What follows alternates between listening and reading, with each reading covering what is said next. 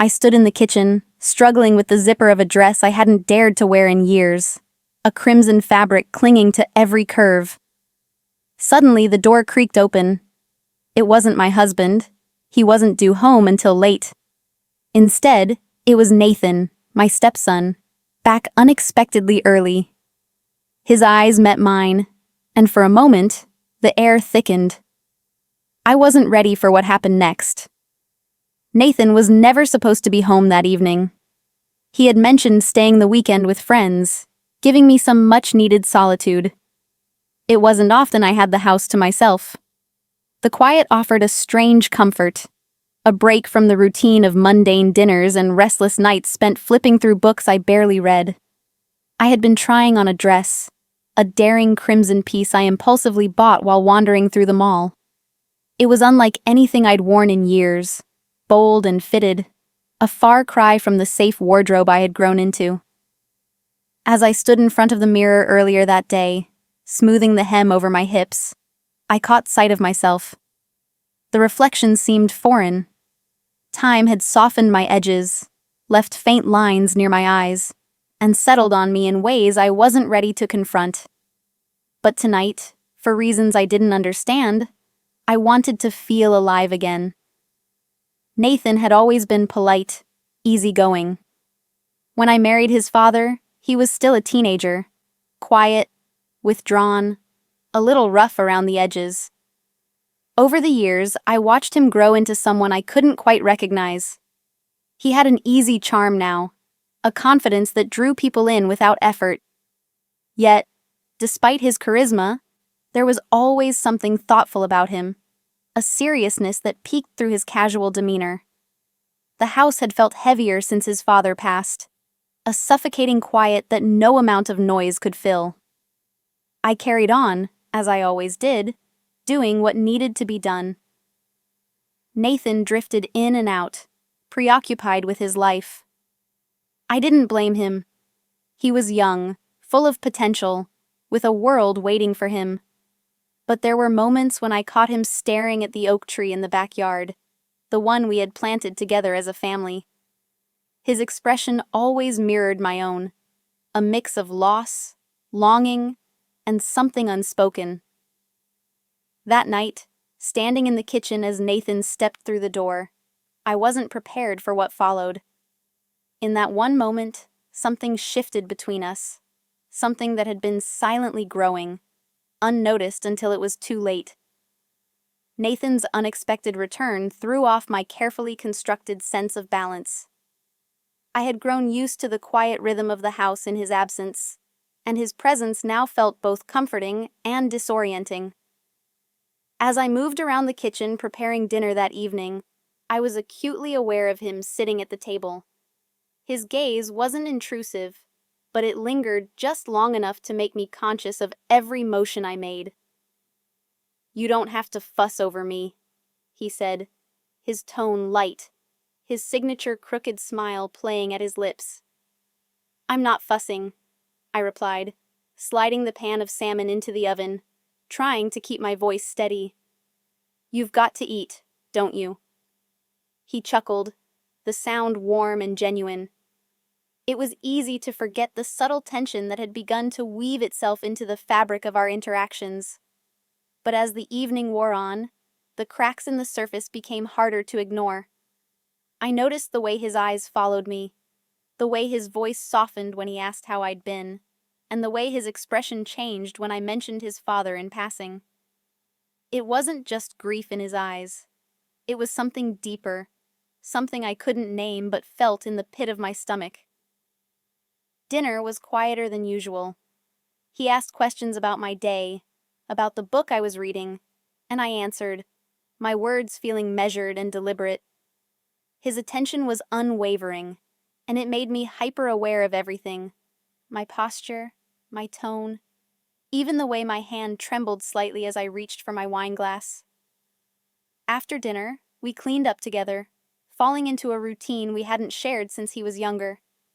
His hand brushed against mine as he took a plate from me, and I froze. It was a simple, accidental touch, but the quiet spark it ignited left me unsteady. I pulled away quickly, mumbling a thank you, but the moment lingered in the air between us, unspoken, but impossible to dismiss. The rain started late that night, a steady rhythm against the windows. I settled into the living room with a cup of tea, trying to read, but the words blurred on the page. My thoughts kept drifting back to the way he'd looked at me during dinner, the way his laugh had seemed to linger longer than it should have. A soft creak on the stairs startled me, and I looked up to find Nathan standing in the doorway. He was barefoot, his hair tousled, dressed in a plain t-shirt and sweatpants that clung to his broad frame. "Can't sleep either?" he asked, his voice low, tinged with something I couldn't quite place. I shook my head, clutching the mug tighter. "No, just restless." He stepped into the room, his movements unhurried. "The rain's keeping me up," he said, sitting down on the couch across from me. For a moment, the silence stretched between us, comfortable but charged. His gaze found mine, and I felt the heat rise in my cheeks. It was a look I couldn't ignore, a mix of curiosity, longing, and something far more dangerous. "You've been quiet today," he said, breaking the silence, his tone careful. "Just a lot on my mind," I replied, looking down at my tea. "Like what?"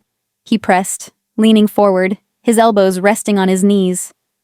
I hesitated, unsure how to answer. The air between us felt heavier now, thick with everything we weren't saying. My heart pounded as his eyes searched mine, steady and unrelenting.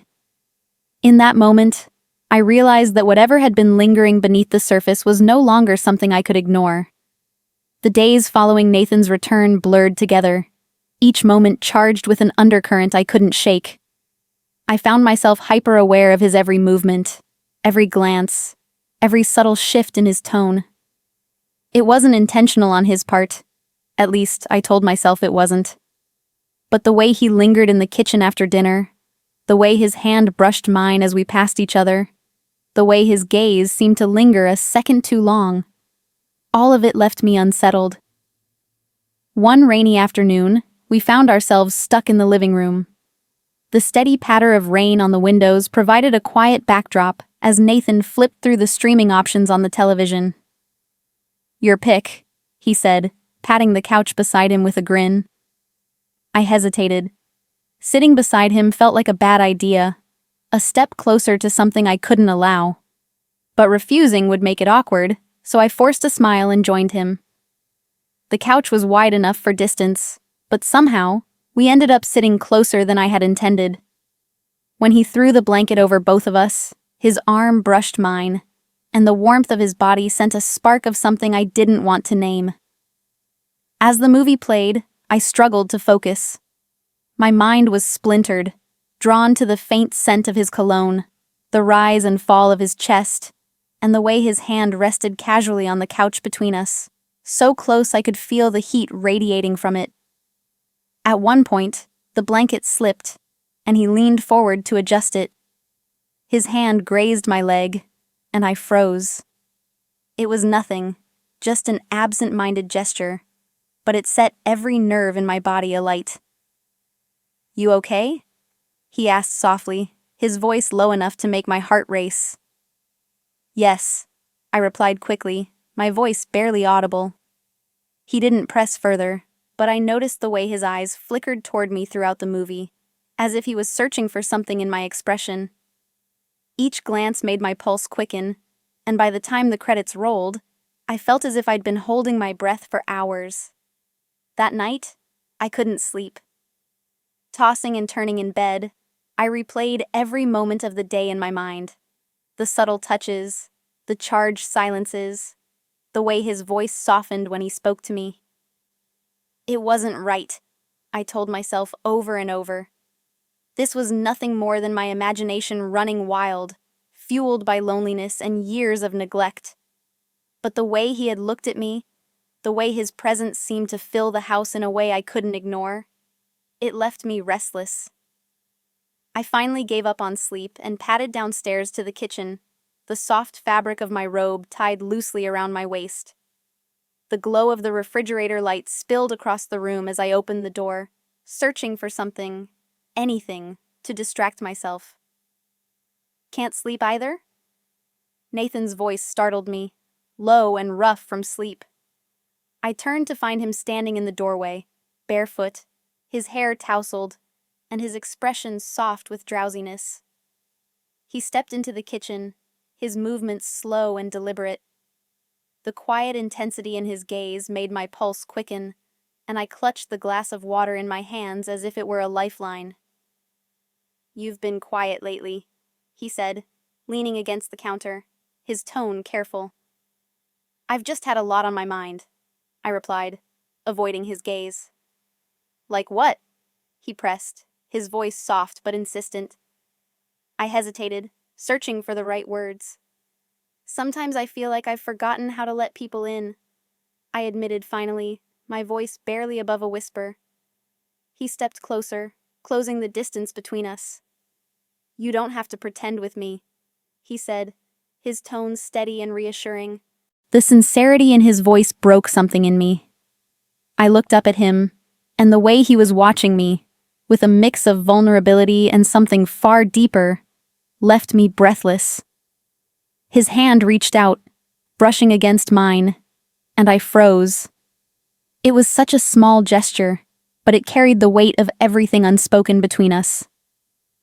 "Nathan," I whispered, my voice trembling. "Tell me to stop," he said softly, his eyes locked on mine.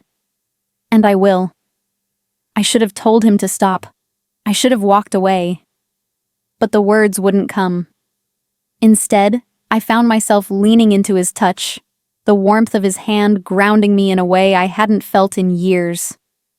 When his lips brushed mine, it was hesitant, almost cautious, as if he were giving me one last chance to pull away. But I didn't. I couldn't.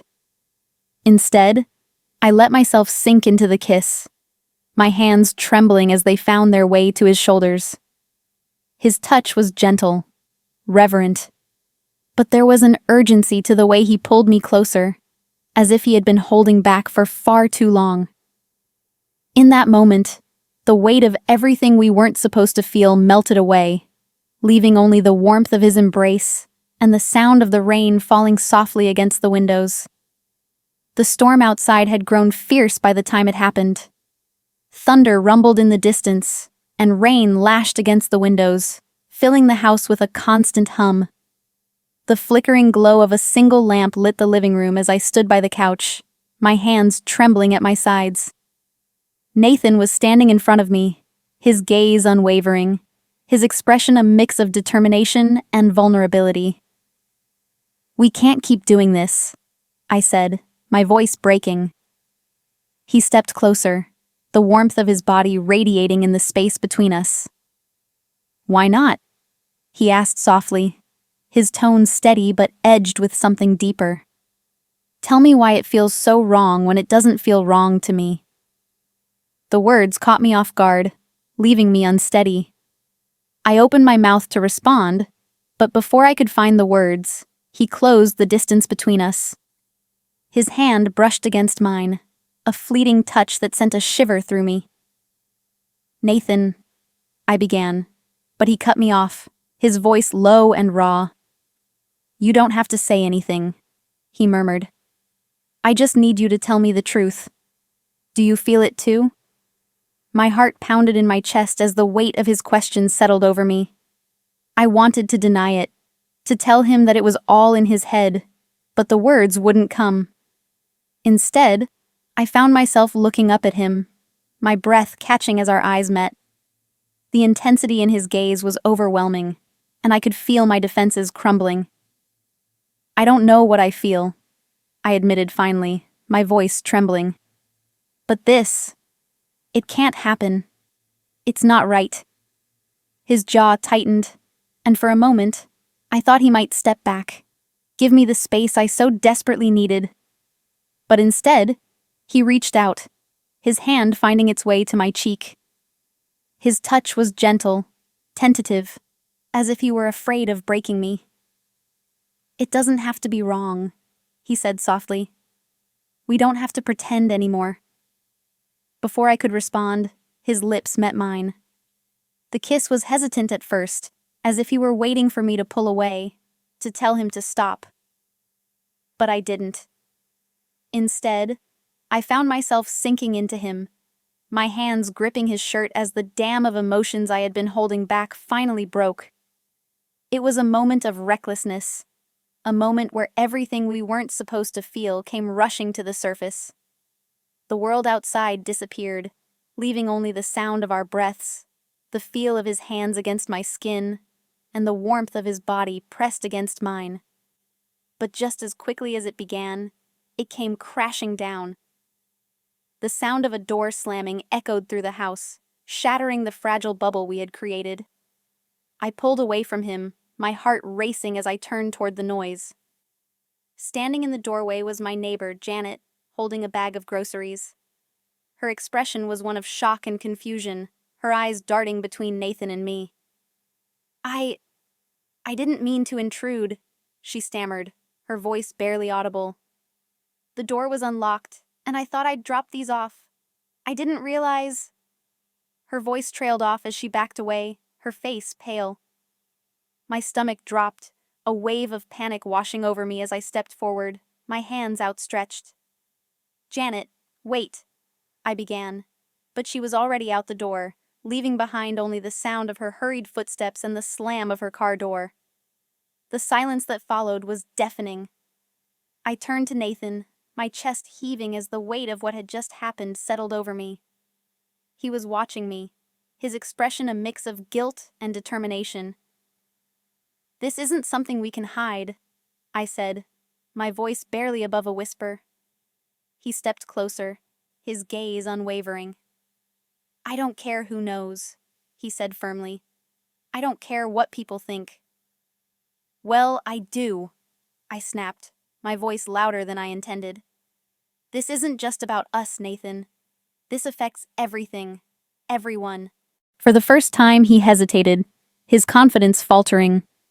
The reality of the situation was sinking in, and I could see the weight of it in his expression.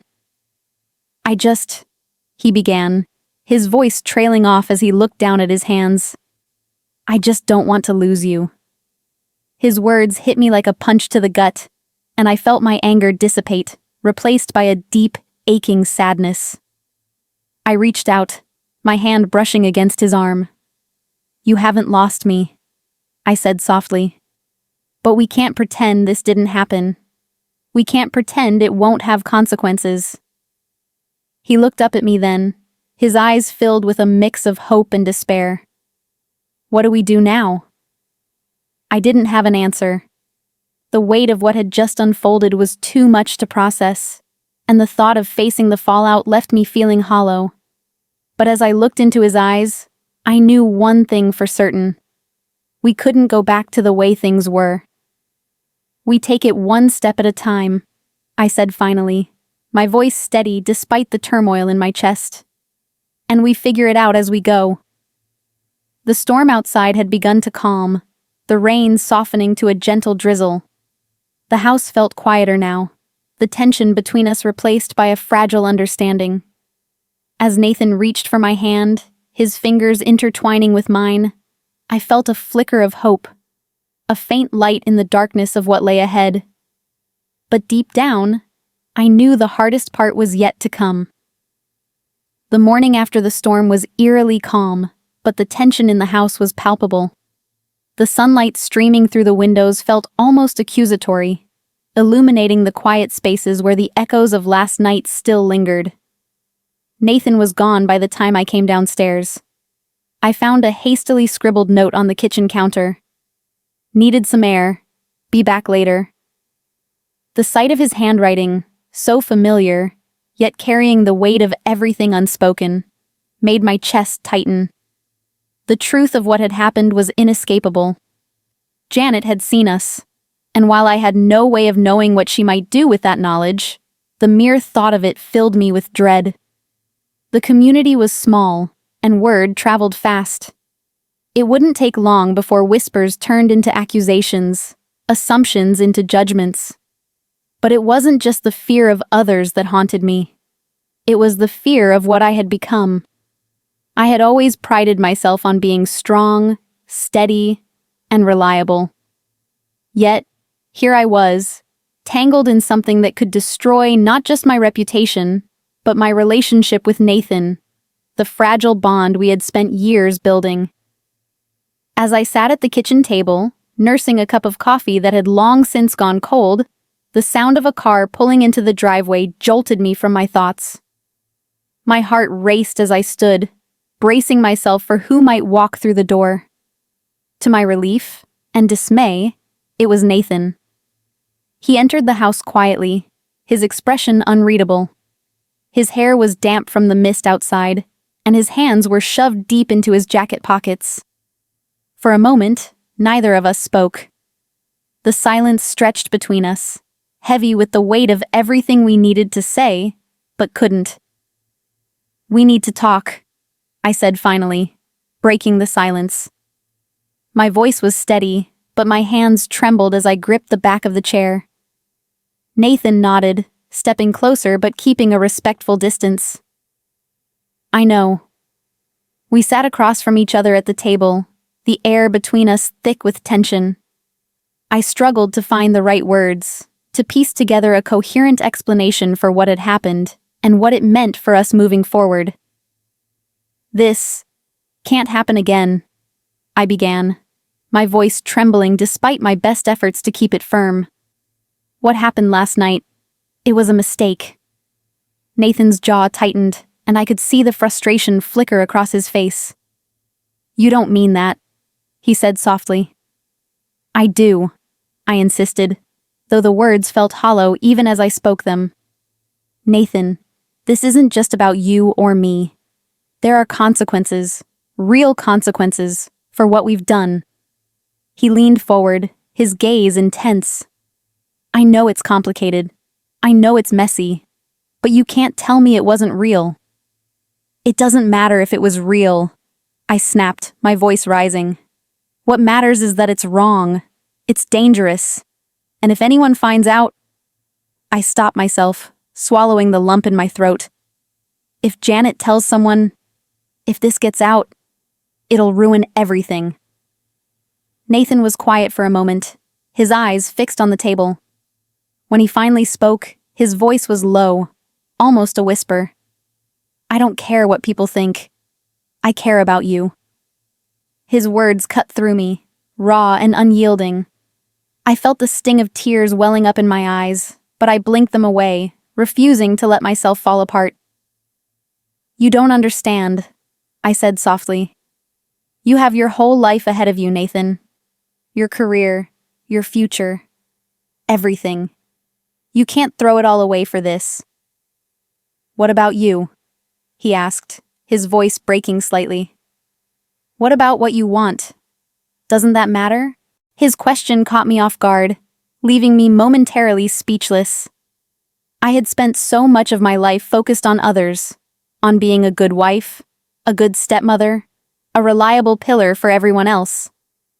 I had never stopped to consider what I wanted, what I needed. "I don't know what I want," I admitted finally, my voice barely above a whisper. Nathan reached for my hand, his touch gentle but firm. "I know what I want," he said, "and it's you." The vulnerability in his voice, the quiet conviction, made my chest ache. But even as I felt the pull of his words, I knew the reality of our situation couldn't be ignored. "This isn't just about us," I said, pulling my hand away. "It never will be." Nathan looked at me then, his eyes filled with a mix of heartbreak and determination. "Then tell me it meant nothing," he said. "Tell me you felt nothing, and I'll walk away. I swear I will." I opened my mouth to respond, but no words came. The truth was too tangled, too complicated to untangle in that moment. Instead, I stood, my legs trembling as I stepped away from the table. "I need time," I said finally, my voice breaking. "I need to figure out what this means, for both of us." Nathan nodded, his expression pained but understanding. "Take all the time you need," he said softly. As he stood and walked toward the door, I felt a pang of loss that left me breathless. The sound of the door closing behind him was like a finality I wasn't ready to face. I sat back down at the table, my head in my hands, as the weight of everything came crashing down. The consequences of what we had done were unavoidable, and the path ahead felt impossibly uncertain. But for now, all I could do was breathe and hope that somehow we would find a way to navigate the fallout together. The days that followed were a blur of silence and avoidance. Nathan and I rarely crossed paths, and when we did, our exchanges were brief and strained. The house, once filled with the comfortable rhythms of shared meals and quiet conversations, now felt like a battleground, a place where every glance carried the weight of unspoken words. I spent hours reflecting on everything that had happened, replaying the moments leading up to that night and the consequences that followed.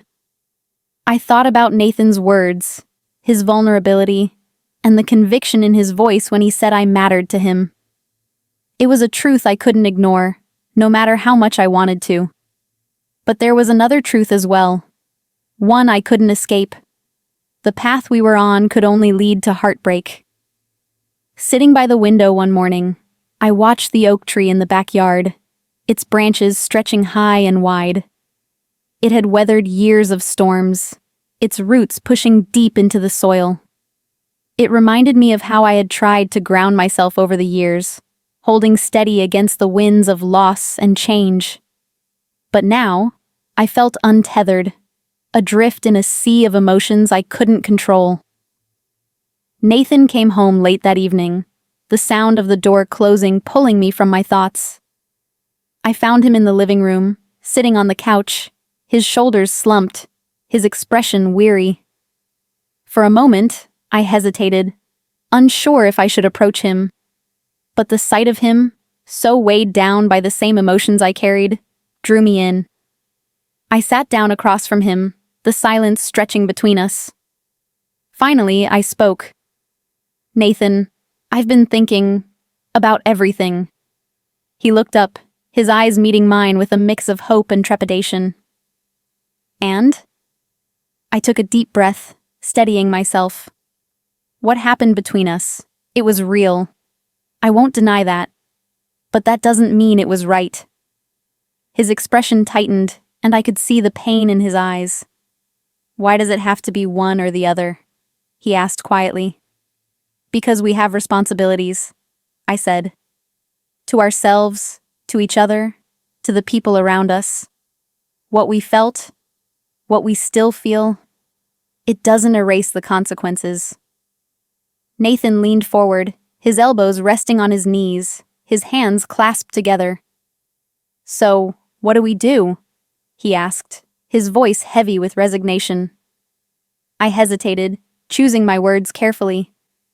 "We move forward," I said. "We take what we've learned, about ourselves, about each other, and we use it to grow. But we do it separately." The room was silent, the weight of my words settling over us like a heavy fog. Nathan nodded slowly, his expression unreadable. "I don't want to lose you," he said finally, his voice barely above a whisper.